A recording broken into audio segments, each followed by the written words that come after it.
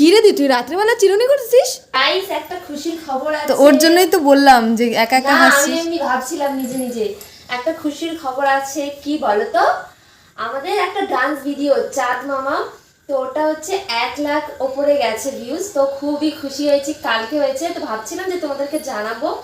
তো thank you so much তোমাদের সবাইকে। তো ডান্সটা যখন আমরা শুট করেছিলাম না, মানে বুনুকে একদম জোর করে তারপরে ডান্সটা করানো হয়েছিল। ও তো করতেই চেয়েছিল না, কারণ গানটাতে তেমন কোনো তাল নেই।